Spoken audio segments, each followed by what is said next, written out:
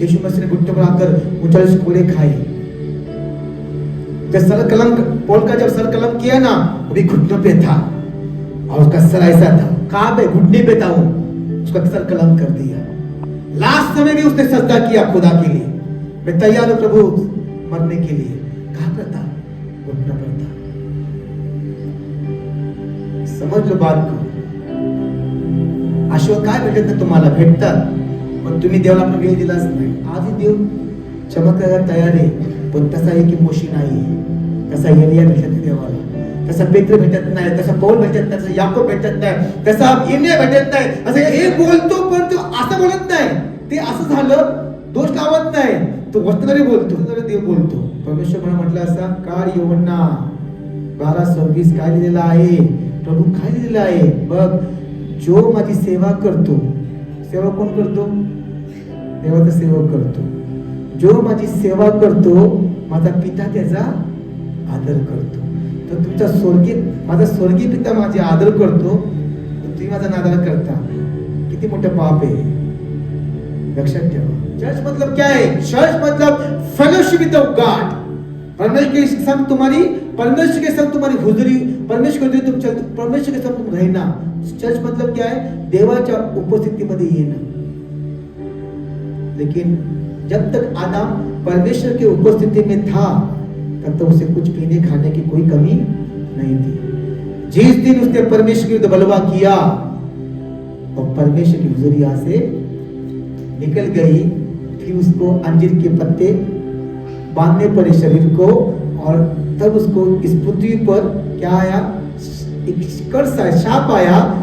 ये पृथ्वी तो शाप दिया गया कि तुझे क्या होगा? ये हल चलाना पड़ेगा. हालेलुया. कौन? आदम हल चलाएगा उस काटेरी भूमि में, अपने बच्चों के लिए अनाज उगाएगा और उसे खाकर अपने पति और परिवार का क्या जिम्मेदारी उठाएगा. हालेलुया. इस जमीन को शाप आया, जमीन को तब तक जमीन को प्रभु को देता उगल जात.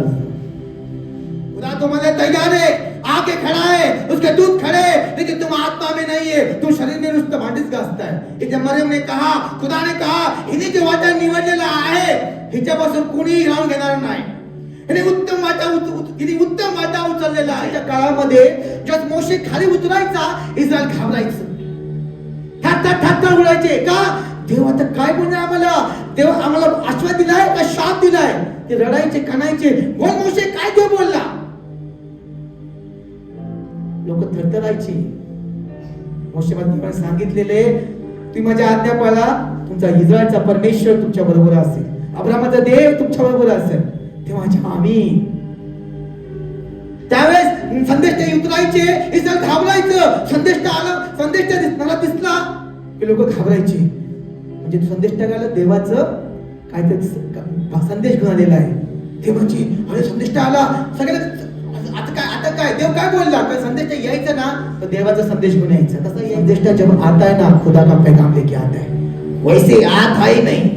जितने भी बाइबल में वचन है वो पैगाम लेके आया है, और हर दिन नहीं आता वो, कभी तो आता है. नहीं तो वो जंगल में रहता है, खुदा के बस्ती में रहता है. तो माणसाच्या वस्त्रात नव्हता, तो वेगळं राहायचा, लोकांपासून वेगळं. तो देव आणि तो अभी सिर्फ लोगों को सिर्फ डराया जा रहा है. प्रभु परमेश्वर को डराता नहीं, परमेश्वर को ताड़ना देता है. डराता कौन है? शैतान. वो आपको बोलता है मी तुम्हाला मारून टाकणार, पण तुम्हाला उत्तर देणार नाही. काय केल्याने तुम्ही मरणार नाही, शैतान ते सांगणार नाही, प्रभु सांगणार. मैं तुम्हें ताड़ना दे रहा हूं, लेकिन तुम ये करोगे तो तुम्हारा कहर मैं हाथ निकाल दूंगा और मैं तुम्हें बड़ी जाति बनाऊंगा. परमेश्वर तुम्हाला ऑप्शन देतो, रिपेंट योरसेल्फ, पश्चाताप कर आणि माझ्याकडे ये, माझ्या मागेला, तुझ्या देवावर प्रेम कर, तुझा देव का सर्वस्व आहे. मग देव आपला राग तुमच्यापासून बाहेर काढतो. फेलोशिप. आदाम देवाची उपस्थिती घालून टाकली आणि त्याच्यावरती जनामध्ये काय आले? शाप आले. आज चर्च म्हणजे काय? देवाची उपस्थिती पुन्हा आपण देवाने बोलले आपल्याला, या माझ्या उपस्थितीमध्ये, आणि मी तुमची वाट बघत नाही. चर्च देवाची उपस्थिती बियावी. आज ती उपस्थिती देव तिथे उभा आहे आणि तुम्हाला तिने बोलवलेले. त्यासाठी माझ्या मेजावरती या, मी तुझ्या ती मेज बनवलेला आहे. मी तुमचा उत्तम मेंढपाळ आहे. परमेश्वर माझा मेंढपाळ आहे, मला काही कोणी पडणार नाही. मृत्यू छायेच्या जरी तुम्ही जात असलो तरी कसल्या ह्याच्या देणार नाही की तू मजबूर आहेस. हालेलुया. तू माझा देव आहेस. आज इथे लोक आणि आदर घेऊन येतात. हालेलुया. पण इथे त्यांना माहिती आहे की हे देवाचं राज्य आहे. आपण देवाच्या मंदिरात गेलो, देव आपल्याला बरे करणार आहे. हा त्यांचा कसा विश्वास आहे? वेडा विश्वास. आज अनेक लोकांना पैसे नाहीये दवाखान्यात जायला. प्रभू आमच्याकडे पैका नाहीये, पण आमच्याकडे देव आहे. वचन सांगतो तो अनाथांचा विधवांचा परमेश्वर आहे. हालेलुया. हालेलुया. काय माहितीये? बस नाचना आहे. Happy Christmas, happy happy happy Christmas. Christmas होने के बाद लगेच दूसरे दिन गाली गलौज चालू हो जाएगा उसका. यीशु जन्मा है, लेकिन जब तुझे हृदय में देवा जन्म होत नहीं तो कभी होतो? तुम्हारे हृदय में परमेश्वर का जन्म जब तक नहीं होता तब तक तुम प्रभु में जन्मे नहीं. जिस दिन खुदा तुम्हारे जीवन में जन्म लेगा तुम बुराई को छोड़ देंगे. हालेलुया. तुम पाप को छोड़ दोगे. हालेलुया. तुम्हाला बदला होगा और लोग कहेंगे खरोखरी बाई छोटल्या जातीने ताई खरंच तुम्ही खूप बदलला. तुमच्यामध्ये खूप काय प्रेम बोलतात तुम्ही. खरंच बदल झाला तिच्यामध्ये. लोक म्हणतील ही ख्रिस्ताची लेकरं आहे. लक्षात ठेवा, पेत्राने येशू 3 वेळा नाकारलं. पेत्राने येशूला 3 वेळा नाकारलं.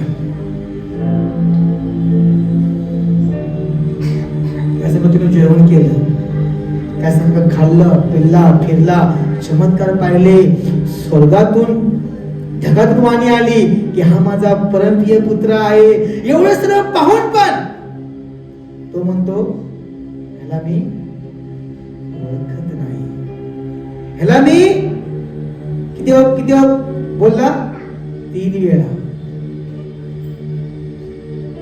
येशू सगळं चालला, खाल्ला पिल्ला, राहिला, बोलला, पण तिने अजून येशूला ग्रहण नव्हतं केले.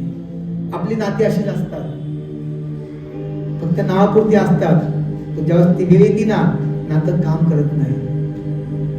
आणि तेव्हा कळतं आपल्याला खरोखर हे नात्यामध्ये दमच नाही. हे नातं आपलं नव्हतंच. हे आपलं नव्हतंच.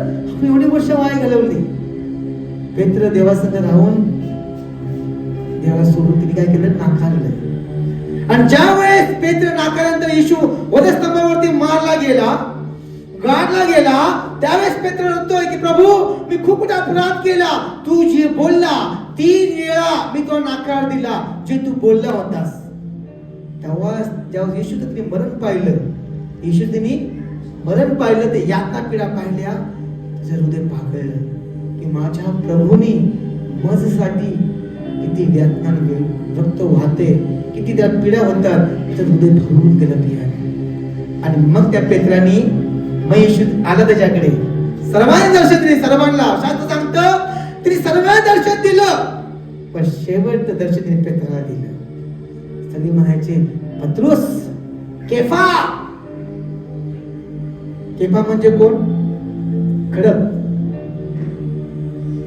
आणि पौला, पेत्रा, पेत्रा देख प्रभु मुझे मिला, प्रभु मुझे बात किया. त्यावेळेस पेत्र म्हणायचा मी प्रभू मी पापी आहे, मी तुला 3 वेळा नकार दिला, मी तुला कसं तोंड दाखवू, मी अपराधी तुझा. तो एवढा प्रिय प्रिय शिष्य प्रभूचा, पण तो देवापासून तोंड लपत होता. त्याने प्रभूला नाकारलं होतं. तो पश्चाताप करतो, मला माफ कर. त्याचा पश्चाताप देवाने पाहिला आणि येशू शेवटच्या क्षणी येशू प्रकट झाला. म्हटला पेत्रा, पेत्रा तू माझी मेंढर चालशील का? तू माझी मेंढर चालशील का? तू माझी मेंढर चालशील का? तर येशू पेत्र काय म्हणतो? प्रभू तुझे सब कुछ पता है. तर असं म्हटला प्रभू तुला जे पकडून दिल ना त्याला मारून टाकल, मी त्यासाठी मला तयार आहे. तेव्हा ते शरीर बोलतो ब्रदर घाबरू नका, तुमच्या अगोदर तुमच्या तलवारीच्या अगोदर ना मी पुढे असेल. हे शरीर बोलतो पियानो. का शरीर जे बोलतो ना, शरीराला भीती आहे मरणाची. त्यास तो म्हटला प्रभू तो सब कुछ जानता है. आणि मग तो कोण झाला? मेंढपाळ झाला. आणि त्याच पेत्राने जेव्हा त्याला मानत आलं एक्स मार्क्स. कुछ लोग एक्स मार्क्स बोलते हैं, क्रिसमस को क्या बोलते हैं? X marks. रोमी सिपाहियों ने जब मारा गया पौलुस पतरस को, तो पतरस ने कहा जिस क्रूस पे मेरा प्रभु टंगा है वैसी मेरी मौत ना करो, मुझे उल्टा लटकाओ। उसने क्या किया पता है? यीशु मसीह उसने सह लिया बहुत कुछ दुख दर्द सह लिया, लेकिन मैं नहीं सहूंगा। बस एक ही शिष्य था, चेला था, जिसको यीशु मसीह से मारा गया क्रूस पर। बाकी सबको ऐसे तेल में डाला गया, कटवा दिया, हालेलुया। आरी से काटा गया, उबले तिल में डाला गया, तलवार से छेदा गया। लेकिन पतरस को जैसे यीशु मसीह क्रूस पर टंगे हुए थे वैसे उसे मारा गया। उसने कहा नहीं मुझे ऐसे मत मारो। उसने दोनों पैर ऊपर किए और उसका सर नीचे था, हालेलुया, एक्स मार्क्स, हालेलुया। और वो कह रहा था कि प्रभु ने सह लिया इस दर्द को, मैं अपनी आंखें उस परमेश्वर पर लगाता हूं, वो सहने की ताकत देगा, क्योंकि उसने अपनी आंखें ऊपर लगाई थी। वजह से किस में लिखा गया है, मैं आंखें अपने पर उठाऊंगा, मुझे सहायता कहां से मिलेगी? उस आकाश और पृथ्वी के निर्माण करता परमेश्वर से मुझे सहायता मिलेगी। वचन उसे पता था, इसलिए उसने क्या किया? उसे पता था कि यीशु पानी पर चला था, मैं भी पानी पर चला। कब चला? उसकी आंखें पर मेरी आंखें लगी हुई थी, तब मैं पानी पर चला। इसलिए उसने बोला कि मैं अपनी आंखें उसने ऊपर लगाई, तब जाके उसे मौत मिली। जो यीशु मसीह को 3 बार नकार दिया वो यीशु मसीह के लिए मर गया। आप कब मरेंगे? आप कब मरेंगे? हम नहीं आप अभी ये साल तो चला गया, अगले साल हम लेटे आएंगे। हम नहीं मरेंगे, हम नहीं मरेंगे। हम क्यों मरे? हमको जैसा वैसा आना है, तुम्हारा काम तुम करो, कि बात नहीं बोलो हमारा जीवन में ऐसा क्यों है। प्रभु बोलता तेरे वजह से, मेरे वजह से कुछ नहीं है, तूने खुद चुना है, तूने खुद चुना है, हालेलुया।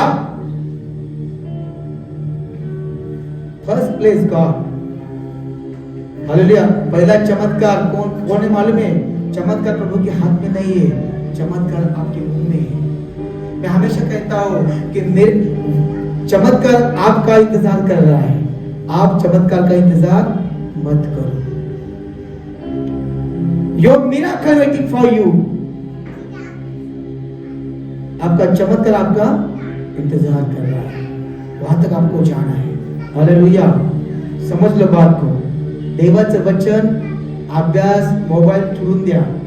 त्या लोकांनी भरपूर काही त्रास दिले, भोगला, भरपूर त्रास दिले, तिने गुडघ्यावरती प्रार्थना केल्या 12 वर्ष, 13 वर्ष, 14 वर्ष, 15 वर्ष, 18 वर्षानंतर देवाने त्याला बाहेर काढलेले आणि ते चमकत आहे। तुम्हाला काय वाटतं लगेच चमकतो? नाही, तुम्ही गलतफहमी आहे, अजून तिने त्या भट्टीत गेला नाही, त्या भट्टीत टाका स्वतःला, मग कळत भट्टीमध्ये आग काय आणि परमेश्वर काय, हालेलुया। मग तुम्हाला कळत की लढणं काय आहे आणि देवामध्ये मरणं काय, हालेलुया। हे फक्त बघता त्या व्यक्तीला जाऊन भेटा दिला, सांगा सिस्टर ब्रदर आप इतने तरक्की किया, इसका राज क्या है? ते म्हणाले की मी ती किंमत मोजलेली आहे, ती किंमत मी मोजलेली आहे, ती किंमत सगळी सांगेल तुम्हाला। मी काय काय देवासाठी केलं, या अभिषेकासाठी मी काय काय पेरलं, काय काय उगवलं, काय काय त्रास झाला, कशा यातना झाल्या, कशा पीडा झाल्या। शास्त्र कहता है पौलुस को फेंका गया, पुराने नियम में योना को फेंका गया, पुराने नियम में योना में समुद्र को फेंका गया, लेकिन मछली आ गया। ये क्या मन तो नहीं जाएगा? योना को जब फेंका गया समुद्र में, क्योंकि योना की वजह से उस समुद्र पर कहर आया था, योना को डाल दिया। लोगों ने कहा कि चिट्टा डाली और कहा इसके वजह से ये कहर आ चुका है, ये मुसीबत आई है, इस मुसीबत को अंदर डाल दो, बाहर डाल दो। उस मुसीबत को निकालकर समुद्र में डाला, लेकिन समुद्र में मछली भेजी खुदा ने उसको निगलने के लिए, लेकिन पौलुस को कुछ नहीं भेजा खुदा ने। पौलुस को डाला गया ना समुद्र में, कोई नहीं आया था, बस पौलुस, मछली नहीं आई, खुदा आया। बस खुदा ने उसका दिल देखा और उसने क्या किया, एक ऊंट का जहाज टूट गई, उस ऊंट के सारे वो किनारे पहुंच गया।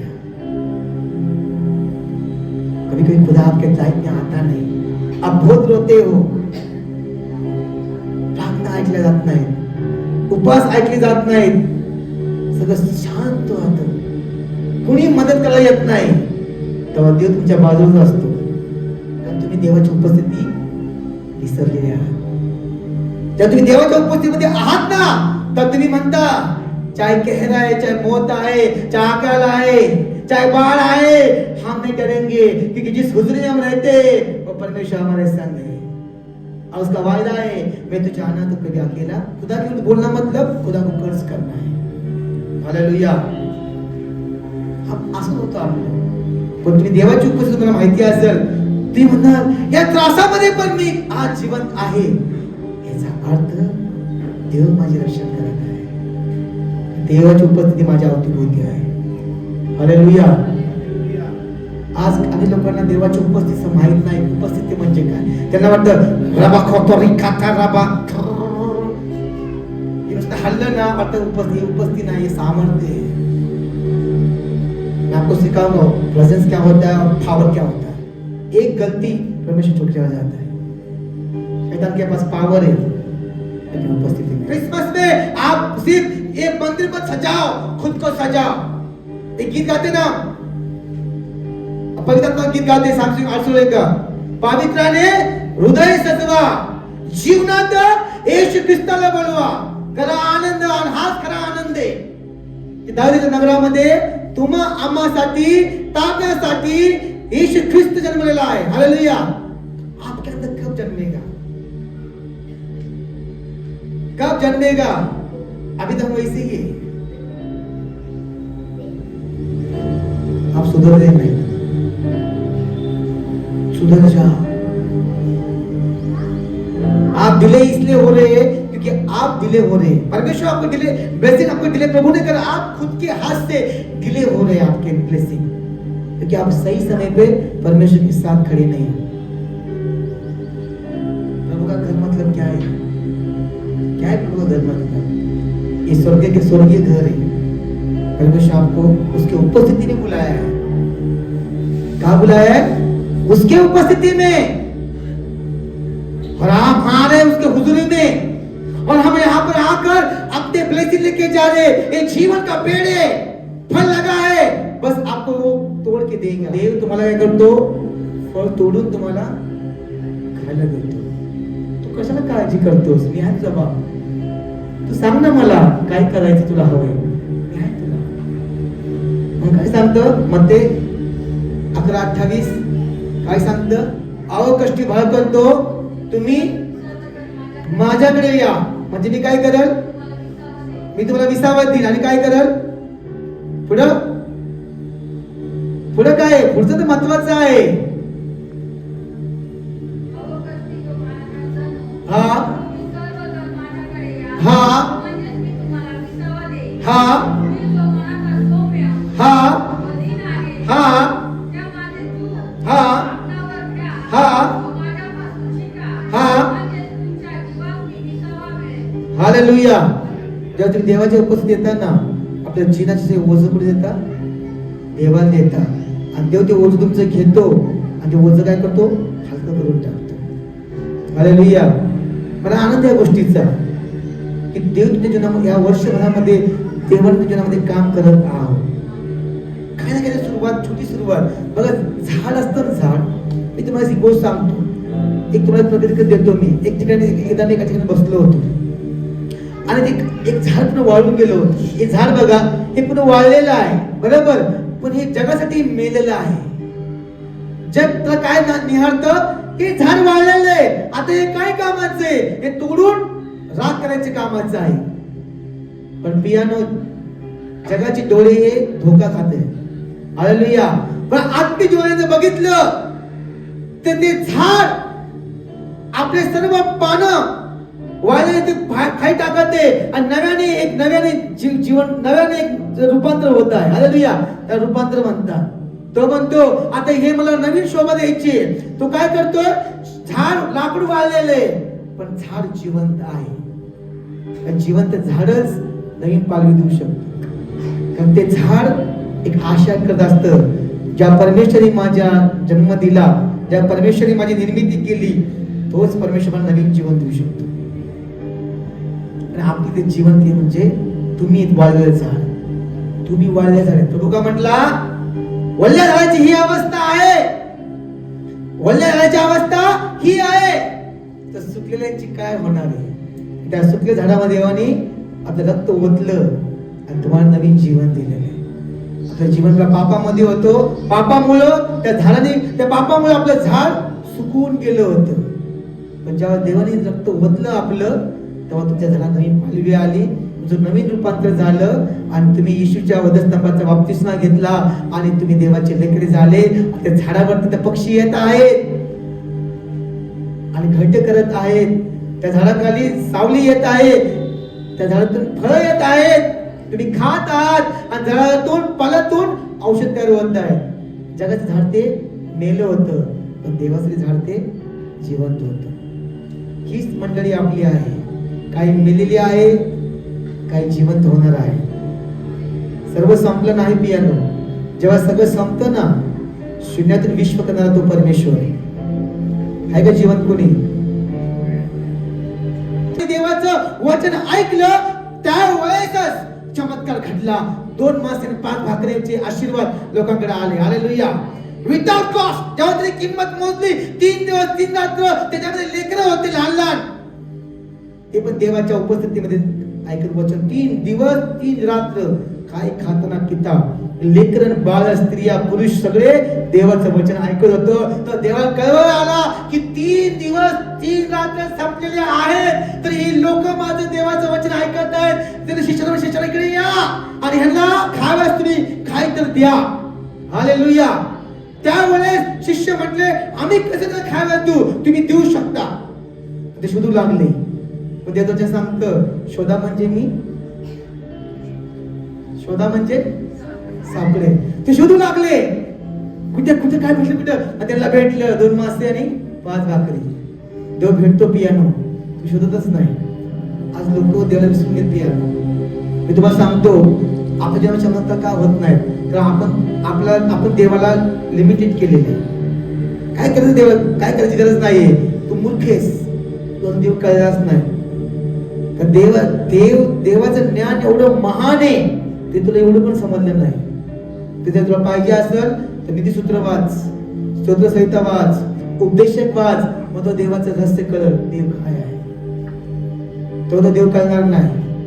काय परमेश्वर आपला, विदाउट कॉस्ट काय मिळणार नाही तुम्हाला. ते म्हणा येशू सगळं केलेले, मग येशू केलेलं आहे, मग प्रकट काय होत नाहीये. देवाची आज्ञा आहे, जे काही तुम्ही मागा ते तुम्हाला मिळेल. पण कधी मिळेल? जेव्हा तुम्ही देवाची आज्ञा पूर्ण करा. कसं काय देव सगळ्यांना देईल? त्यामुळे कंडिशन आहे, आज्ञा पूर्ण केला पाहिजे, तरच तुम्हाला ते मिळेल. हालेलुया. असं झालं असतं तर मग ते पक्षपाती देवाचा. आज अनेक लोक फास्टिंग करत आहेत, प्रार्थना करत, रडत आहेत, अनेक लोक आपलं जीवन देवा समर्पित केलेलं आहे. देव त्यांचं हृदय बघत आहे, त्याला देत आहे. घे माझ्या लेकरा, घे माझ्या लेकरा. सगळेच गोष्टी होऊ शकत नाही. पौल म्हणतो, सगळे उद्देश होऊ शकत नाहीत, सगळे संदेश होऊ शकत नाहीत, सगळे प्रसिद्ध होऊ शकत नाहीत, सगळे मेंढपाळ होऊ शकत नाहीत, सगळे शिक्षक होऊ शकत नाही. प्रत्येकाने त्याच्या कृतीने देवाने दिलेला आहे. किती लोक रोज शास्त्र वाचतात, रोज वाचता. काय वाचता? का अभ्यास कसा करता? उत्पत्ती बघा. लक्षात ठेवा, शायद तुम्हाला वचनामध्ये परिपूर्ण असाल, शैतान तुमच्या बाजूला फिरणार नाही. का माहिती का? त्याला माहितीये की तो हरला कशामुळं? वचनाने हरला.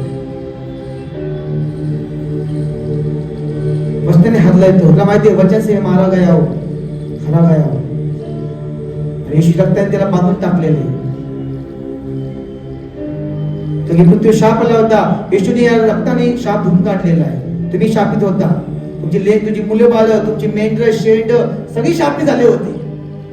देवाने तुमच्यासाठी बदला गेला आणि संपूर्ण सृष्टीवर तिने पुन्हा नवीन जीवन दिलं. नवीन सृष्टी तिने सजवली आपल्या रक्ताने. नई दुल्हन वो तुम्हारा महबूब है, हाँ हम उसके दुल्हन है. हालेलुया. वो महबूब हो गए तुम्हारे लिए. दुल्हन सस्ती है, हाथों में मेहंदी लगाती है, लेकिन तुम्हारा महबूब खुद रंग लिया अपने लहू से तुम्हारे खातिर. कधी देव रडा बघा, ज्या दिवशी खरोखर तुम्ही देवाच्या प्रेमात पडाल ना, त्या तुमचं जीवन वेगळं असणार, तुमचं बोलणं वेगळं असणार, तुमची कृती वेगळी असणार, तुम्ही चर्चमध्ये सगळ्यांच्या अगोदर असणार. कारण जिथं प्रीती आहे तिथं कृती आहे. हालेलुया. Praise the Lord. आपण उभे राहूया.